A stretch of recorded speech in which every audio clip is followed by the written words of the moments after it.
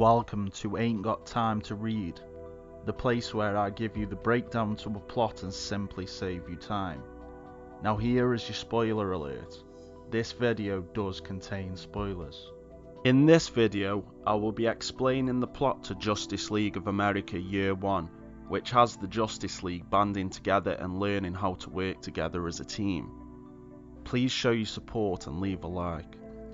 After recently working together for the first time in their superhero careers, Green Lantern, Black Canary, Aquaman, Martian Manhunter and the Flash all meet up the following day and help to clear up the remains of the alien threat that they had fought.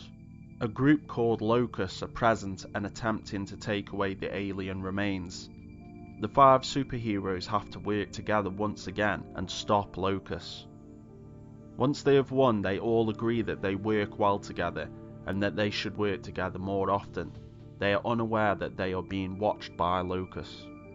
Vandal Savage, who is working with Locus, is not happy that there is an abundance of superheroes emerging.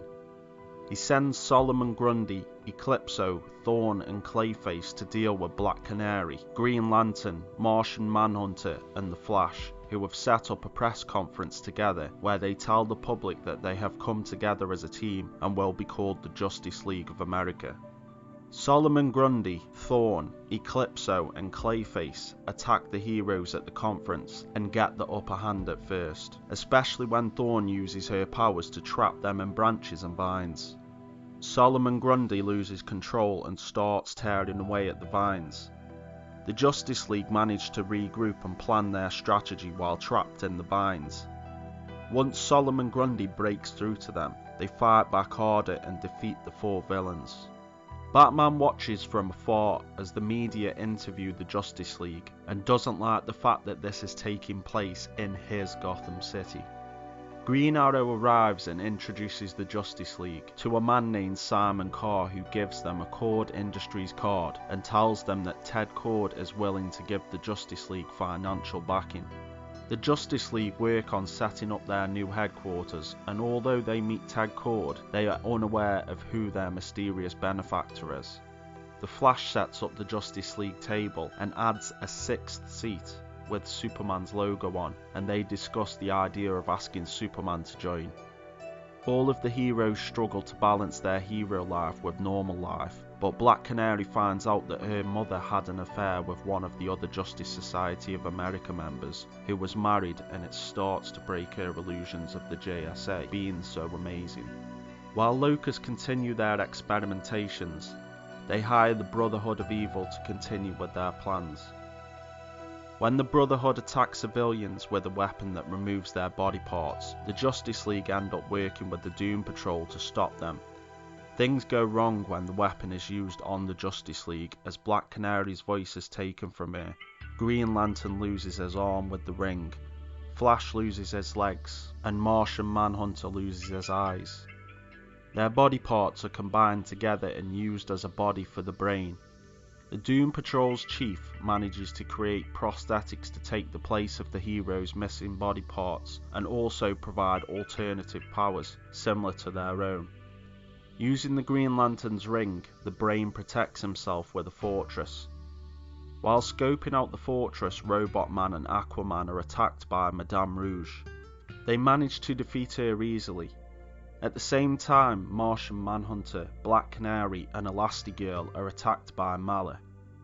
While they take care of Mala, Negative Man, the Flash and Green Lantern fight against a huge robot. Locus attacks the Brain and he loses concentration, which brings down his fortress. During their fight with the Brain, Black Canary tries to help an injured member of Locus, but he is too injured and mentions experiments with alien DNA and an upcoming Holocaust. Aquaman is the one that manages to get the better of the Brain and win the fight. Now that they have the weapon that took away their limbs, the Chief is able to make the Justice League whole again. Several weeks pass and the Justice League keep working together to put a stop to multiple threats. When they go up against Zotar, he uses hologram technology to trick them into believing they have been teleported to an alien planet. Superman gets wind of their predicament and helps them. They all work together and defeat Zotar. After the battle, the Flash, on behalf of the Justice League, asks Superman if he would like to join the Justice League, but Superman declines the offer. Once Superman has left, the Justice League discuss the first time that they got together to fight the Appalax aliens. The Justice League defeated 6 of them, and Superman claimed to have defeated a 7th. Snapper quickly researches and finds that there were 8 meteor landings on that day, indicating that there may have been an 8th alien. Green Lantern, Flash and Aquaman quickly begin searching the area where the meteor landed. As it is in Star City, they are approached by the Green Arrow, who offers them some assistance. While Snapper is updating surveillance, he finds that Martian Manhunter has pictures of people that have been close to the other Justice Leaguers. They are not happy about this and question Martian Manhunter, but he escapes. A Locus agent named Robert Anderson tries to warn the Justice League, but as he enters their base, Simon Carr shoots him deliberately and kills him.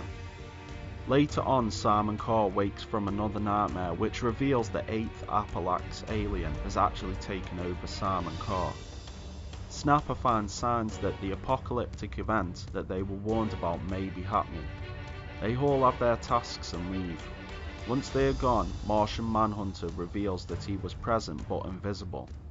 The Flash and Black Canary find a machine in the Arctic which is transmitting microwaves and attempting to melt the ice caps. They are attacked by a Locus agent that has been transformed into a monster. Using Black Canary's high frequency sounds and the Flash's super speed, they are able to get past the microwaves without being hurt and destroy the machine. They don't waste time fighting the Locus monster and head back to California. Green Lantern and Aquaman head underwater and find a drill burrowing down into the earth, trying to create an underwater volcano. They are also attacked by a Locus monster, but they manage to destroy the drill and escape. Simon Carr attacks Snapper when he tries to warn Justice League, leaving Snapper seriously injured.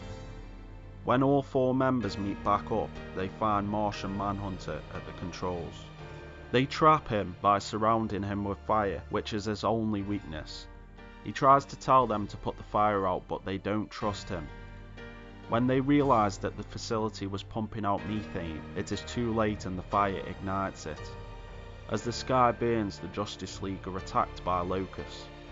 As they are overwhelmed, Martian Manhunter destroyed the machine and stops it from pumping out more gas. He is injured by the fire, and the other members of the Justice League realise that they may have been wrong about him. Locus try and escape, but the Justice League follow them through the teleporter. The Locus leader explains that they work for the Appalax alien that the Justice League are looking for, and that they are changing the Earth's living condition to make it more habitable for the Appalax. He initiates an earthquake that will move all continents back to their original place, causing massive destruction. Flash orders Green Lantern to use his ring to hold the continents in place, while the others fight off the Locus. Flash manages to deactivate the system that is creating the earthquakes. Martian Manhunter tries to read their Locus minds, but they all die, preventing him from finding out their plans. Martian Manhunter explains that he spied on them because the first time they met, the Justice League were happy to destroy aliens and he needed to be sure he could trust them. Understanding Martian Manhunter's reasons, Flash takes off his mask and reveals that he is Barry Allen. This leads to the other members of the Justice League revealing their identities to each other. Snapper appears beaten and bloody and tells them that his uncle Simon Carr is the Appalax alien. The alarm system begins to ring and the Justice League look up to find more Appalaxians have arrived on the Earth. The Appalaxians attack all of the heroes. Superman is the first one that they capture. Soon enough, the Atom and Batman also fall victims to their attacks. The Justice League are fighting off the Appalaxians for 24 hours straight. The Flash and Black Canary even share a moment before getting back to the fight. The Appalaxians' leader that has taken over Simon Carr's body transfers his mind into an Appalaxian's body and takes on a new form. He is about to kill Simon Carr for knowing too much, but Simon is saved by Vandal Savage. The Justice League return to their facility and find that Simon Carr had stole Martian Manhunter's dossiers on the other superheroes, which is how the Appalaxians were able to catch all of the superheroes. The Justice League are attacked, and using each hero's weakness against them, they are captured. When the Justice League are taken to the island where all of the heroes are being kept, the Justice League reveal that they swapped costumes so the powers used against them were harmless. They get the upper hand and free all of the other superheroes. Every superhero takes the fight to the Appalaxians, but it proves too difficult. Vandal Savage tests his weapon on some Appalaxians, and it works as well as planned. The Atom is the first hero to be injured in the battle, and Spectre makes an appearance to help out. Vandal Savage approaches the Justice League, and knowing about his weapon they attack him, only to find that it's a mind-controlled Clayface. Vandal Savage tells them through Clayface that the weapon will kill all of the Appalaxians. The Justice League refuse to use it as they are not murderers. Martian Manhunter rewires the weapon and uses his mind to incapacitate the aliens without killing them. It proves too difficult, so the other Justice Leaguers help Martian Manhunter, and with the help of all the other superheroes, they send the Appalaxians back to their planet. Pleased with how the Justice League dealt with the situation, the Justice Society of America give them their blessing. The team then discussed the idea of having the Green Arrow join the team, and still unknown to the Justice League, it turns out that Oliver Queen, also known as the Green Arrow, is actually their mysterious benefactor.